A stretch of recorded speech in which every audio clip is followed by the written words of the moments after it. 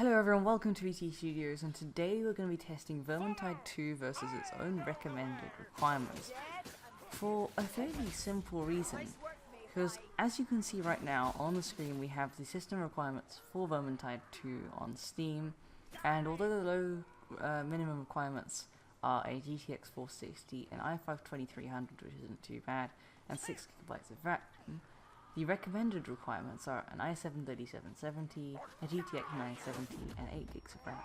And as you may know if you've watched the channel before, I have an i7 3770 and a GTX 970. I do exceed the RAM limit, the RAM requirements. However, I didn't really see the RAM going over 8GB of usage, so I don't think this will make much of a difference. As you can see here, we have everything set to the extreme quality, and I turned off motion blur later on, but other than that, everything's set to the extreme settings, which is what you should be able to do if you have the recommended requirements for a game. This is all run at 1080p on a Dell monitor, so no 4K today, but that's not really what we're looking for.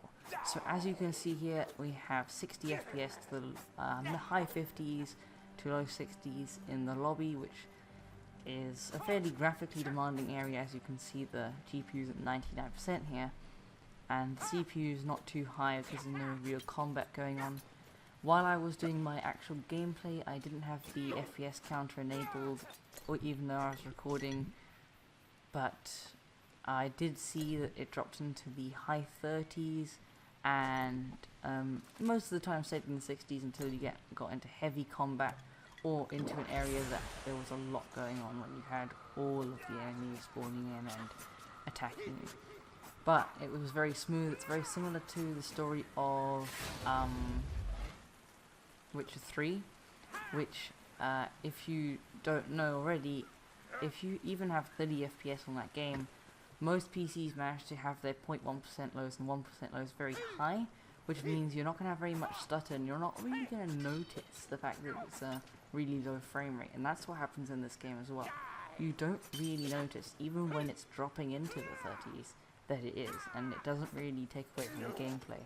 So it's a very well optimized title, and on Steam it's actually very cheap as well, compared to a few of the other AAA titles out there. So I'm really happy that this system can run it at extreme settings. It's one of the few games that's very well optimized at the moment if you compare it to games such as PUBG and things like that.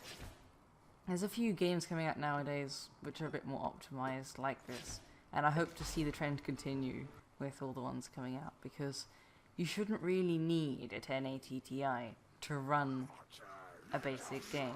It's just lack of optimization and how much the engine can handle. But as we've seen with Fortnite and PUBG, they're both made with the same engine, but Fortnite runs a lot better. So obviously it is not always possible for the developers to do it, and you just need a better system to be able to run the game.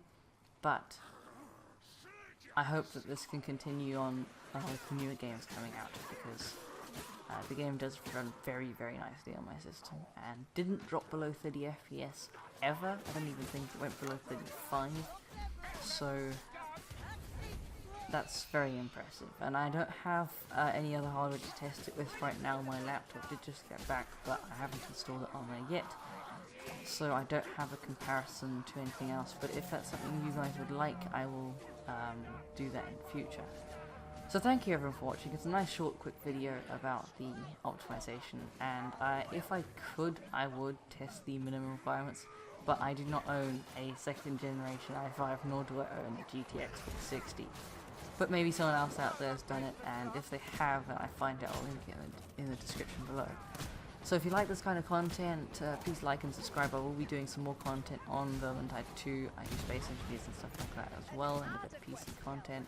So if you like that kind of thing, please like and subscribe, and I will see you all in the next video. Thanks for watching, and goodbye.